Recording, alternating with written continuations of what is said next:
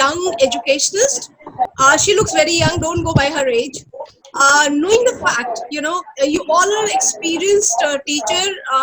Going forward, I would like, at present, she is a freelancer. She's a blogger. You can visit her YouTube channel, and she is the resource person for the day. Over to you, Shilpa. Please take it forward from here. Over to you. Thank you so much, ma'am. I'll quickly add a few people who are in waiting. Hello, everyone. Thank you for joining us for this session. The topic for today is flair of history. Well, I chose this topic for the fact that a lot of students say it very often, and they believe it, they experience it, that history is very, very boring. So, as a teacher, I can't be focusing on a few chapters. I can't be teaching chapter number 1, 2, and 3 and go on. Before that, it is important that we deal with this challenge. We have to deal with this challenge of this prejudice that history is boring. Then only we will be able to come out with solutions. We will be able to take up the curriculum. We will be able to bring some positive change.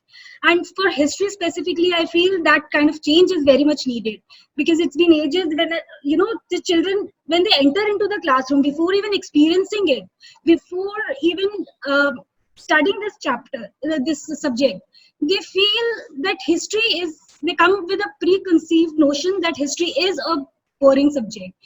So today, we are going to deal with this prejudice as our priority. And I'm not talking about the activities here, I'm not talking about the projects here, but something more important than that. So before proceeding further, let's focus on the inner strength and ability of this subject.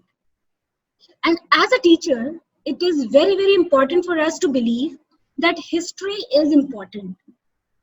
Because if as teacher we don't believe that history is an important subject, the student will also not believe that.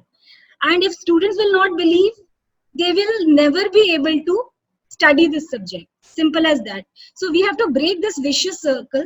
We have to ensure that children do take this as an important subject. And before that, we have to realize that. Then only our objective, our aim in the classroom will be clear while taking any chapter, whichever chapter that we take. We have to, as a teacher, realize that history as a discipline of humanity can contribute immensely to create responsible and aware citizens in the country as well as globally. The subject talks about values. It can analyze what is good for the society. It can analyze what is not good for the society. Whichever topic we take up, whether we talk about the First World War, we talk about Nazism, we take up the market reforms of Alauddin Khalji, or we take up Akbar's Sulhekul, anything that we take up, all these events should be treated as the experiences. These good and bad experiences of the students or of the past that children are going to see, all these good and bad experiences can prepare us for a better future. So that should be the idea when we are entering into the classroom, rather than teaching Sulhekul as one thing, as one historical fact. We have to take all these things more as experience. Let children experience this and learn something out of it, so that they can contribute to the society better, so that they can contribute to the world in a better way. What is more important is the idea that students should feel connected to the subject. If they will not feel connected to the subject, they will feel why should we have to study about the past? How does it matter if Akbar came out with this policy? How does it matter if Nazi people had done this? So they should feel that all these things are important for us to study. At the same time, we have to remember that we have to help children to think independently. We have to help children to understand that these facts and stories are full of learning. Here I would like to take up an example from class 9. The name of the chapter is Nazism and the Rise of Hitler. This chapter particularly talks a lot about sensitive issues. It talks about racism. It talks about the philosophy of Hitler. It talks about the problems faced by Jews.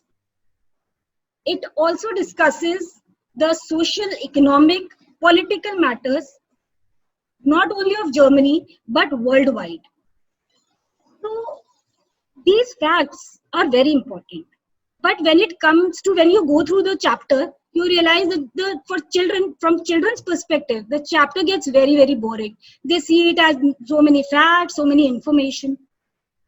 As teachers, we know that all those facts and information are relevant for them. But how do we ensure that they go through the facts and they enjoy it also? And our objective, that is, they should enjoy as well as learn from those things, are all balanced well.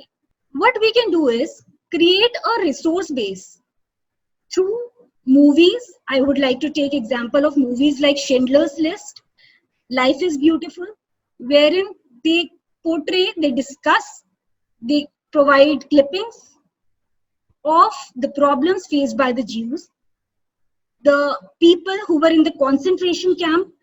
They had no food, no water, they were dying, they were put into chambers, gas chambers, they were not at all treated as humans. If we put it on the screen, we are lucky people. As teachers, we are extremely lucky that we have the smart board, we have projector in the classrooms. Do you think the children are going to blink their eyes when they see these things on the smart board? No, they will not. That is the idea of taking history into the classroom. So through that, we will be able to discuss the facts, we will be able to provide them information, and we will be able to keep their curiosity. While talking about the World War, we can generate questions. We can ask why Germany attacked this country and not Britain or France initially. What was the reason behind it? How is it that Hitler was just an ordinary, he was just an ordinary soldier? How did it become a superpower? How did he become a world leader? How did he become a dictator in a short span of time? We can share information related to Hitler, like, he actually wanted to be a painter. He was an artist. But over the time, he turned out to be a soldier and then, a dictator. So when we share all these facts with the children, definitely we can balance the objective that we have. We can balance the curiosity of the students. We can also have the, information, facts, everything in the classroom. And believe me, all these things actually are not very difficult. It is just the presence of mind, and this is actually the will of the teacher. So initially, it may act as an additional effort, but over the time, it will become a habit. So the moment it becomes our habit, history teaching will become a fun.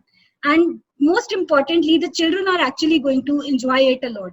So this is the idea of teaching. So while teaching this chapter of Nazism, we have to give space to the children to give their perspective also. So when we are dealing with sensitive issues of racism, social issues, political issues, the perspective, the thought process of the student is also important. And we have to mold it in such a way that they come out with a positive outcome. What are they going to do in that kind of a situation? So mold that idea in the right direction. And their perspective is something which is important, because they are the one who are going to design our society. So what actually we are thinking today, that is what the society is thinking today. So what our children are going to think tomorrow, their society is going to think that way only. So with all these chapters, we have to mold their perspective in such a way that future society, future perspective is going to be a healthy one. It is not going to be a society where we are going to have another Hitler. We don't want any negative character to come up in the society. So that is the role. And while teaching any chapter, we have to ensure that we are preparing responsible and sensitive students or citizens for tomorrow. We should not be focusing or aiming only for the completion of the chapter with question and answers, but also leaving impact in the minds of the students. So that is basically very, very significant. All right. So the next thing that I would say is do not carry a baggage of facts and knowledge. So we don't have to say it again and again in the classroom. We don't have to mention it again and again in the classroom that I know this and I know that. That knowledge and fact is important, but more than the facts are important, the learnings. The learnings are more important. So it's fine if the children forget that, this ruler came first or that ruler came first. So it's fine if they forget that Jahangir came after Akbar. But what is more important is to know that Akbar came up with the policies which are relevant even today. So if we talk about Akbar's religious policy, he was a tolerant ruler. So that perspective is something that children should not forget. So that idea is more important when we are entering into the classroom and related with the present. So when we're talking about the Akbar's religious policy, we have to emphasize the fact that all these things are significant in 21st century for the fact that we are a secular country. We have to be tolerant. We have to be loving. We have to be, respectful to the other religions. All these things can be inculcated. It's fine if the students forget the year of the First World War, but they cannot forget the pain that was involved during the wars, so that that is not repeated again in future. If the children are studying Harappan civilization, they have to remember the learning from the cities, how well planned the cities were. So 21st century cities like Mumbai, Delhi, we all have to learn the planning of the city so that we are not flooded every monsoon. So these are the things we have to take up in the classrooms. We have to encourage them all these things through the documentaries. As I mentioned before this also, we are very lucky teachers that we have the baggage coming with a lot of technology. We have movies, we have YouTube channels, we have animation, we have documents, Google, a lot of things are available with us. So we can use all these things as a resource. We can encourage them to watch documentaries coming from BBC and historic channels. So that is going to add to their experience with the subject. Experiencing this subject is more important than learning this subject as facts and information only. So that is something we have to convey to the children, and we can maintain a kind of interest among the students. They should also be exploring the subject. They should also be enjoying this subject. They should not feel that only mathematics or science are the priorities and other subjects are the ones who are only for clearing the paper. So that perspective, that idea of the student has to be changed. So for that matter, we need to create a democratic classroom for the children to participate, share opinion, raising voice against the wrong thing, allow them to listen to each other. If we create this kind of an environment in the classroom, they will definitely take it forward. They are living in a democratic country. They need to realize that this democratic classroom is full of strength. It is full of sharing ideas, and that is something which is to be taken up. So they don't have to listen only to the teachers, they have to listen to each other also. The discussions are significant. So that kind of a democratic classroom will definitely help this subject to become more popular among the students. That is what is the flair of history actually. The subject is not about learning facts, but about learning from those facts and interpreting them. It's about gaining such experiences so that later these children are able to create a better world, a peaceful global structure. If we enter the classroom with this objective, then whichever chapter we take up, whether it's about Delhi Sultanate, Mughals, or we take up Harappan civilization, we take up Nazism, whichever chapter we take up, every chapter will be more meaningful and sure. Here I would like to take one or two more examples. One example is from class 8. The chapter's name is Colonialism and the City. This chapter talks about the partition. This is again a subject of political significance. This is the subject which is very close to a lot of people also. Partition of India was not something which was just a political handling. It is something which involved humans, the feelings of people, everything. While taking up this chapter, we can create journalists in the classroom. We can ask children to become journalists and collect the documents, collect pictures, take interview, talk to people, and create a movie or create a presentation related to partition. So while doing that, the children are today very good with the technology. They are very, very smart. So if we give them this opportunity, I'm sure they are going to really come out with very thoughtful ideas. They are going to come out with very nice perspectives. And at the same time, they will learn it a lot. They are going to share it with their classmates. All these things are definitely going to help. There is another example, which is from class 10, the age of industrialization. While taking up this chapter, we can send children, while taking up this chapter, we can send children for a survey. The mates who are coming at home, their family members are laborers. They can look for laborers and take their interview and find out what type of hierarchy is there in the society, in the economy. So this socio-economic background of the people will reach out to the classroom automatically. This chapter, The Age of Industrialization, talks about England. It talks about 18th century industrialization. But we have to take this to 21st century, basically. The problems of that time are very much there even today. The children, if we focus on 18th century problem, the children will be living in the past only. So we have to drag them to the 21st century. So relating those problems with present day industrial society, talking to them about the rich industrialists along with the poor working class, all these things will make them realize that, we are not talking only of the past. We are living very much in the present, and all these things are the real learnings.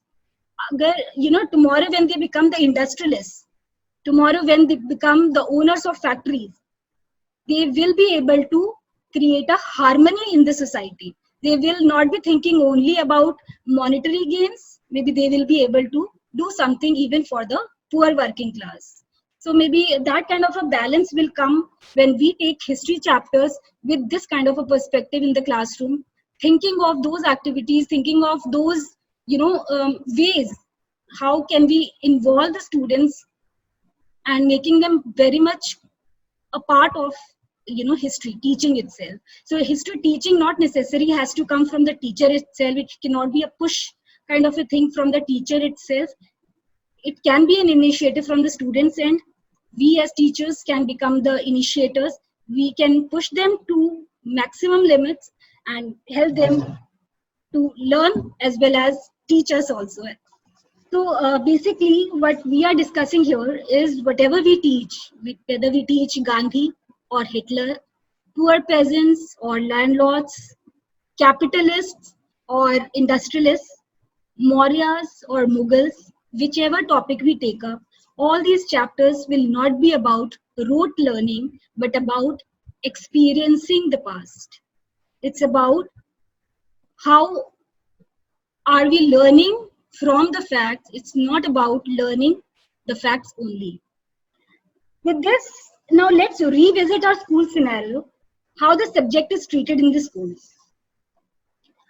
Firstly, it is treated as a dry and dull subject by a lot of students. Students indulge into rote learning and focus more on clearing with reasonable marks.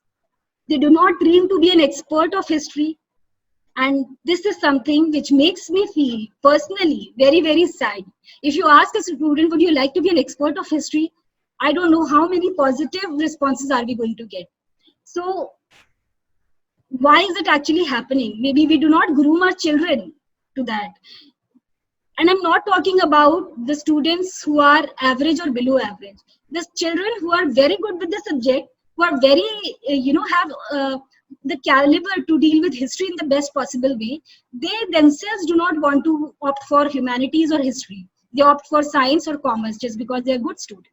So this kind of prejudice that we have been seeing, I think this is not something which is new. So that we have to actually move out of this kind of a trap. So as this is very, very common, so we have to look for the solutions. We have been talking about the objectives mainly. So the first and foremost thing is the attitude of the history teacher, which goes to the students directly. Definitely. The objective that are talked about in the beginning, we have been talking about the aim of history teaching. Carry that in the classroom and convey as well as convince students to realize the significance of history. Please remember that we do not have to say this in the classroom, rather we have to reflect it in the teaching skills. So we don't have to go and say that this is important, history is important, so study that. That is not something which is an idea. The idea is to reflect that with the teaching, make them realize the importance of the subject, make them feel that subject, feel connected to the subject. That is very important. So the way they do experiments in science, the way they look for logic in mathematics, they should look that connectivity with our subject also. They should not feel deviated from history. So that is something which is an idea. All these things are possible only when we grow with the generation. If we don't grow with the generation, we will not be able to take them with us, or they are not going to feel connected to us also. So we have to grow with the generation, forgetting about our age. We have to grow young every day. We cannot teach in the pace and strategy of 1980s. So we are the batch, or we are the people who have studied in 1980s, 1990s, when we had those blackboards. So many of us, consciously or unconsciously, what we do, we print the blackboard material on the whiteboard. But we have to realize that this is a whiteboard. This whiteboard is a smart board. This is not going to help if we just print the blackboard content on the whiteboard. So that is something we have to learn. This technology is really going to help us. It is going to make us smart as well. So teaching has to be smart. So the teacher plays a very, very significant role. 21st century means the age of technology, creating modules and also possible applications. There are so many apps. Today we all are connected through Zoom. This is another, one way of getting close to the people. We can save our time. All these things are really going to help. So when it comes to technology, sometimes we feel hesitated. We feel that it is going to waste time. Who is going to, do this copy paste? Who is going to go to Google and all that? But today we all are having this technology in our hands. It's available 24/7. We have internet access. So how, again, I feel very, very lucky as teachers, how resourceful we are. So we have to really learn this technology. We have to learn all these resource material and don't run away from the technology. Rather, learn it. It is going to save our time and energy. And time and energy are the two gems for teachers. We have to keep it safe. We have to learn from these two things. We have to save it so that we can become more productive for the students. So we have to become more comfortable with technology so that it can make our life far more comfortable. You will be satisfied, your students will be happy. So what else do we need? The last thing that I would use here is explore. Explore is the term which is closely associated with history. Explore pictures, old documents, interesting facts. For example, when we are teaching Hitler, the book says that he had committed suicide, and that is it. So how did we get to know that Hitler had committed suicide? Because when the body was found, he was wearing a ring which had the Nazi side. So these facts are generally not there in the books. So if we use these small interesting facts or important facts or going beyond the textbook, that really helps. So textbook should be used as a reference book. It should not be used as a teaching aid and marking in the lines all the time in the classroom. That makes it very, very monotonous. So textbook should not be treated, I feel, as a teaching aid. So when we begin a topic or chapter, explore beyond the textbook. Please remember, textbook are important, but not a teaching aid. Reading textbook in the classroom cannot be counted as a strategy. So explore beyond it. It involves just your will, not effort. Other than this, we all our teachers, we all have been doing a lot related to projects, interesting activities. I don't want to get into them because we all are very, very good learners. We all have our innovative ways. So we design our activities in the best possible way. But that obviously is significant when it comes to teaching history. Lastly, before I say goodbye, I just want to say that we have to aim, and our objective should be the correct one. The entry into the classroom with the right objective is the main role of a teacher. So the moment we enter into the classroom and we have that passion for our subject, we have that love for the subject, and we clearly know that this is something I want when I'm teaching this particular topic. I don't want the children to just write question answer. I don't want them to just write these 5 facts or these 5 questions, but they should learn this so that they can implement this in future. So this is social sciences, this is history, this is humanity, full of values, full of love, full of energy. So the moment we enter into the classroom, this is something, this should be the vibe that we should reflect, and let them experience the past. And that is all I want to say. Thank you so much. Perfect. Thank you. All the members, we are left with only few minutes. Thank you so much, Shilpa. It was thought-provoking. I think everybody has got the perspective of a history teacher. No, most of you must be knowing this and doing excellent job. But for me, there were few things which was pretty new. I just want to thank Prema ma'am for giving